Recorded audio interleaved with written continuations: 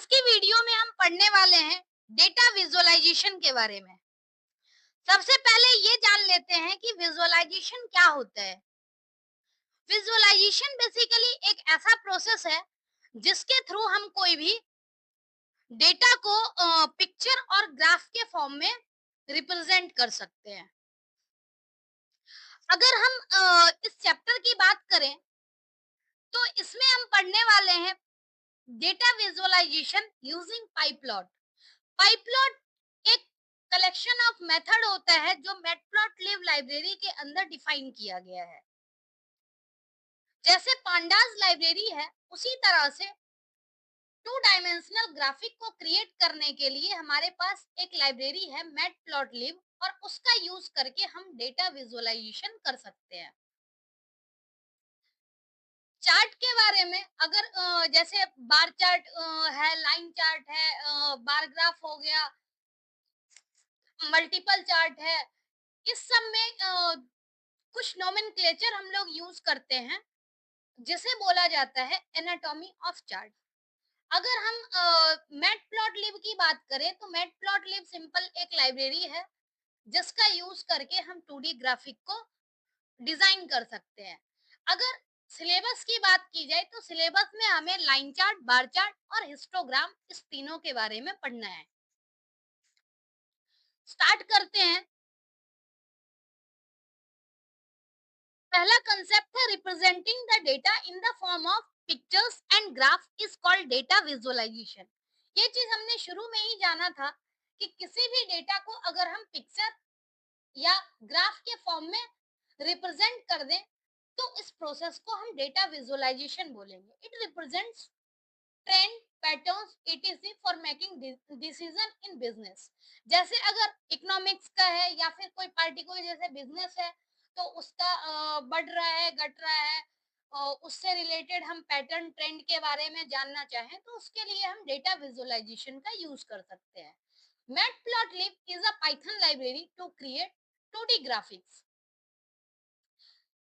Python library जो है वो मैटप्लॉटलिब है और इसका यूज करके हम डेटा को विजुअलाइज कर सकते हैं, 2D ग्राफिक क्रिएट कर सकते हैं। पाइप्लॉट is a collection of methods in matplotlib library to construct 2D graphics। जो पाइप्लॉट है, पाइप्लॉट एक कलेक्शन ऑफ मेथड है जो मैटप्लॉटलिब लाइब्रेरी के अंदर डिफाइन किया गया है। इसीलिए जब भी हमें डेटा विजुअलाइजेशन टूल यूज करना होगा तो सबसे पहले हमें मैटप्लॉटलिब लाइब्रेरी को इंपोर्ट करना होगा, और मैटप्लॉटलिब लाइब्रेरी के अंदर ही पाइप्लॉट भी डिफाइन किया गया है। अगर हम पाइप्लॉट के वेरियस मेथड्स की बात करें तो टेबल के फॉर्म में यहाँ हम डिफरेंट डिफरेंट मेथड्स देख सकते हैं, और हर एक मेथड का अपना एक सिंटैक्स है। इसके बारे में हम एक समराइज्ड वे में आज जानेंगे। पहला मेथड है प्लॉट। प्लॉट मेथड का यूज करके हम लाइन और स्कैटर चार्ट को प्लॉट कर सकते हैं। यानी जब कभी भी हमें लाइन चार्ट या फिर स्कैटर चार्ट को प्लॉट करना होगा तो उसके लिए प्लॉट मेथड है। प्लॉट मेथड इसमें हमें लाइन चार्ट के लिए या फिर स्कैटर चार्ट के लिए हमें डेटा देना होता है। अगर हम इसके सिंटैक्स की बात करें तो यहाँ पर हमें सिंटैक्स कुछ इस तरह से दिखेगा, मैटप्लॉटलिब डॉट पाइप्लॉट, और इसके अंदर हमने प्लॉट फंक्शन यूज किया है। यानी ये प्लॉट फंक्शन जो है पाइप्लॉट में डिफाइन किया गया है। मैटप्लॉटलिब लाइब्रेरी का ये पार्ट है। अगर हम इसका सिंटैक्स देखें तो इसमें एक्स और वाई, यानी एक्स एक्सिस और वाई एक्सिस दोनों डिफाइन किया गया है, और इसके साथ में कुछ हमारे पास पैरामीटर है जो कि ऑप्शनल है। अगर हम डिफाइन करें तो डिफाइन करने में क्या होगा कि हमें पार्टिकुलर वैल्यू के अकॉर्डिंग आउटपुट मिलेगा, और अगर हम डिफाइन नहीं करते हैं तो हमें डिफॉल्ट वैल्यू मिलेगी। जैसे colour name, line with, line style, marker, marker size, marker as colour, level, ये सारे ऑप्शनल पैरामीटर हैं, और इसका यूज करके हम लोग क्या कर सकते हैं, अपने लाइन चार्ट को मॉडिफाई कर सकते हैं।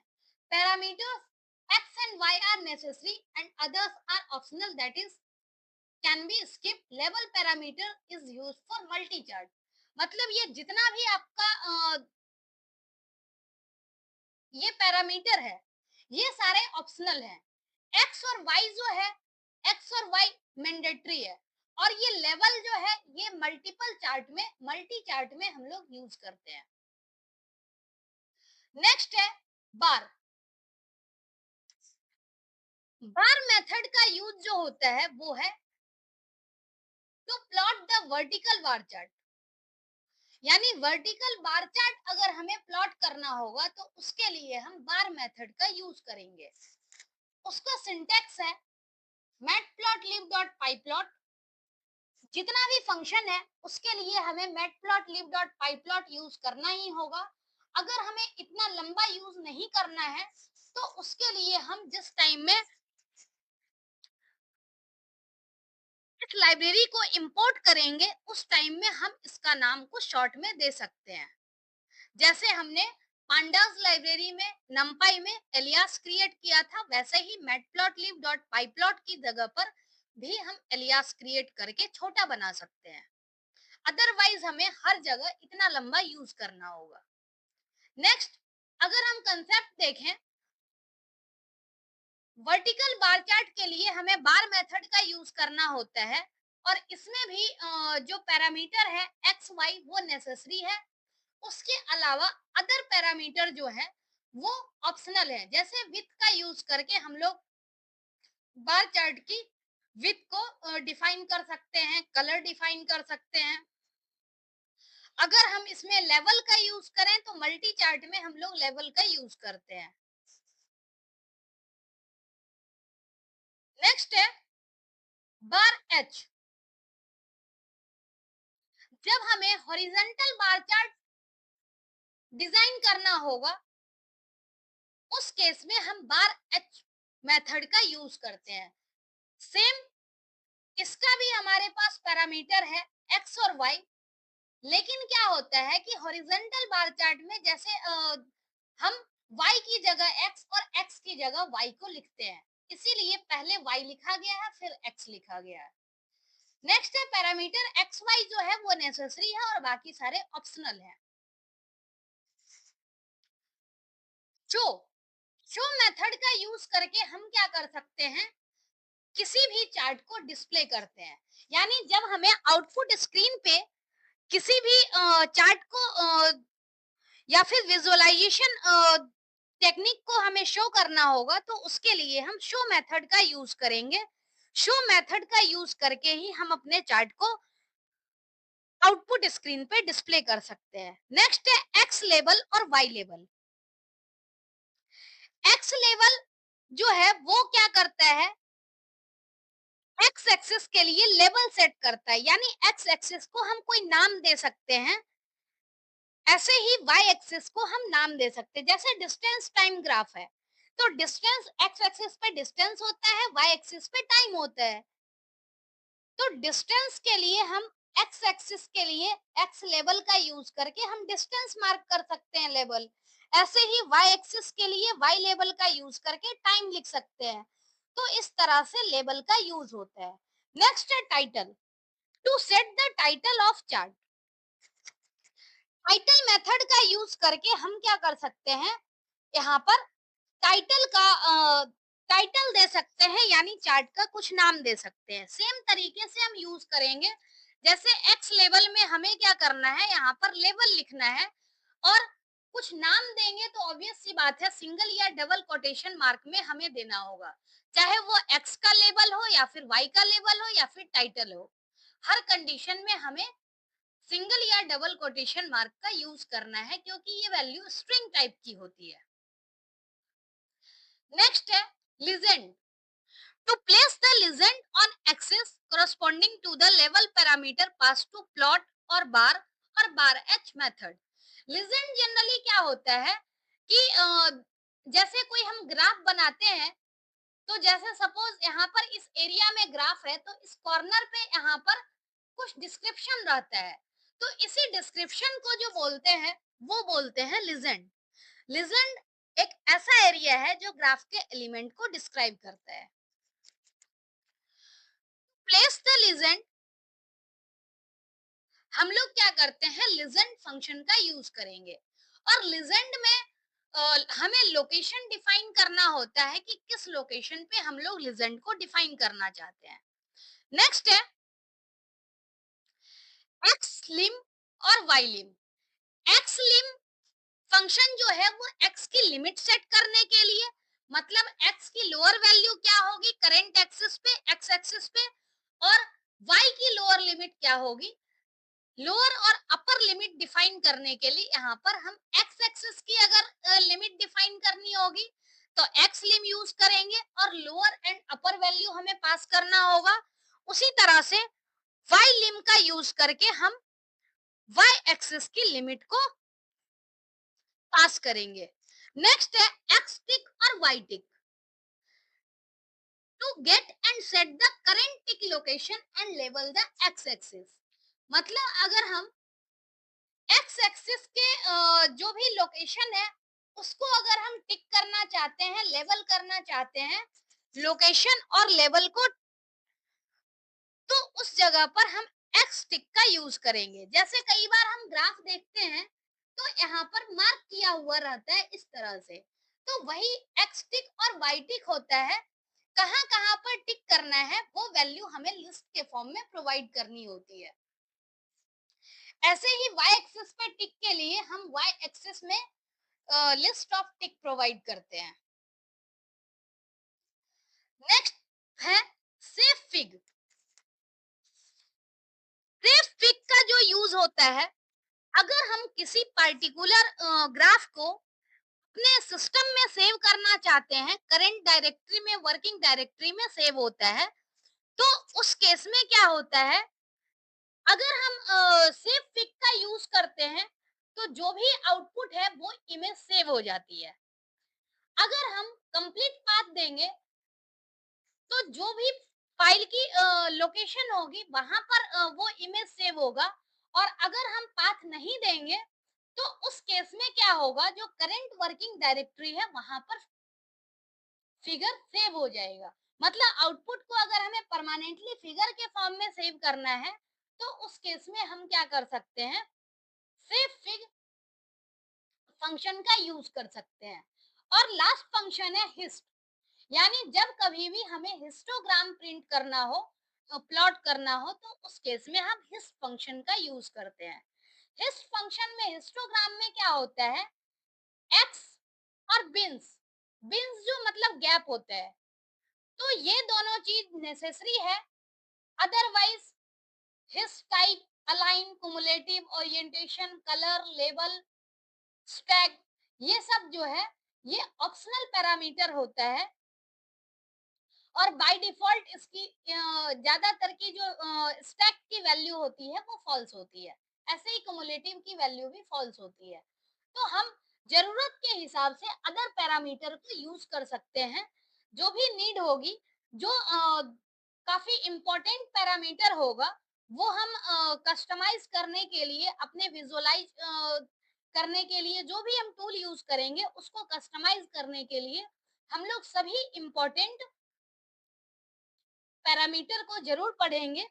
ये जितना भी फंक्शन है वो सभी फंक्शन काफी इम्पोर्टेंट है, क्योंकि ये मेन मेन फंक्शन जो हमने पढ़े हैं वो हमारे सिलेबस के हिसाब से इम्पोर्टेंट है, क्योंकि इसी सब फंक्शन का यूज करके हम लाइन चार्ट, बार चार्ट और हिस्टोग्राम को प्रॉपरली प्लॉट कर सकते हैं। ये बेसिक कंसेप्ट था। कुछ और कंसेप्ट हम देखेंगे।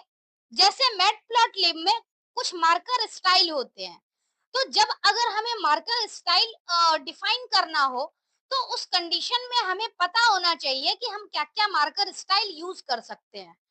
तो पॉसिबल मार्कर स्टाइल जो है वो मार्कर, जैसे यहाँ पर लाइन है, तो लाइन है तो उस बीच में इस तरह से डॉट डॉट रहता है, यानी जो डेटा है वो पॉइंट मार्क रहता है। तो बेसिकली इसको हम मार्कर कहते हैं। और मार्कर और भी किस किस तरीके से हो सकता है, वो पॉसिबल मार्कर के बारे में हम यहाँ टेबल के माध्यम से पढ़ेंगे। जैसे पहला है डॉट, बाय डिफॉल्ट जैसे यहाँ पर पॉइंट है, उसके बाद कॉमा। अगर कॉमा को हम पिक्सल बोलते हैं, इसका कोई अलग से सिंबल नहीं होता। उसके बाद circle, triangle down, triangle up, triangle left, triangle right. Next है ऑक्टागोन,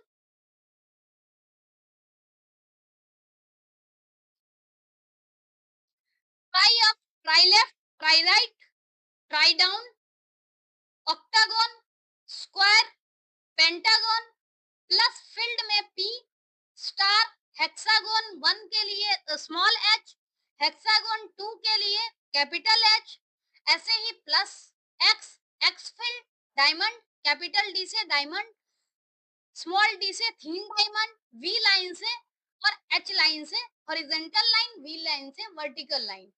मतलब ये मार्कर ये हमें यूज करना होता है अपने प्रोग्राम में, और उसका क्या मतलब है वो डिस्क्रिप्शन में दिया गया है, और जो हमें आउटपुट में शो होगा वो इस तरह से शो होगा। तो ये हमने टेबल के फॉर्म में देखा। अब हमें इसमें से याद क्या रखना है कि कौन से मार्कर के लिए, कौन से सिंबल के लिए हम कौन सा मार्कर यूज करेंगे। तो ये कुछ पॉसिबल मार्कर है, जितना इंपॉर्टेंट होगा वो हम याद रख सकते हैं, बाकी हर किसी का इतना नीट नहीं होता। नेक्स्ट है लाइन स्टाइल्स इन मैटप्लॉटलिब। अब जैसे कई बार हम लाइन स्टाइल एट्रीब्यूट का यूज करते हैं, लाइन स्टाइल पैरामीटर का यूज करेंगे, तो हमें पता होना चाहिए कि क्या क्या लाइन स्टाइल हमारे पास है। तो बाय डिफॉल्ट ये लाइन स्टाइल हमारे पास सॉलिड लाइन है। डैश्ड लाइन के लिए इस तरह से हम यूज करेंगे। डैश डॉट लाइन के लिए ये कैरेक्टर है डैश और डॉट, डॉटेड लाइन के लिए कॉलन, पॉइंट मार्कर के लिए डॉट, सर्किल मार्कर के लिए यहाँ पर ओ, पिक्सल मार्कर के लिए comma, triangle down, triangle up marker, left right, इसके लिए हम इस तरह से सिंबल यूज करेंगे। ऐसे ही try down, try up, try left, try right, इसके लिए 1 2 3 4, स्क्वायर मार्कर के लिए एस, पेंटागन मार्कर के लिए पी, स्टार मार्कर के लिए स्टार। मतलब लाइन स्टाइल और जो आपका मार्कर स्टाइल है वो लगभग उसमें सारी चीजें सेम ही है। ये हमें ध्यान में रखना है, डिफरेंट डिफरेंट लाइन स्टाइल और मार्कर को हम कंबाइन करके यूज कर सकते हैं। नेक्स्ट कुछ कलर कोड है जिसका हमें ध्यान में रखना है। Colour code abbreviation that can be used along with the line style और मार्कर स्टाइल आर। अब जैसे हमने लाइन स्टाइल, मार्कर स्टाइल वगैरह पढ़ा, वो उतना ज्यादा इंपॉर्टेंट नहीं है, लेकिन जो कलर कोड है उसका हमें ध्यान में रखना है।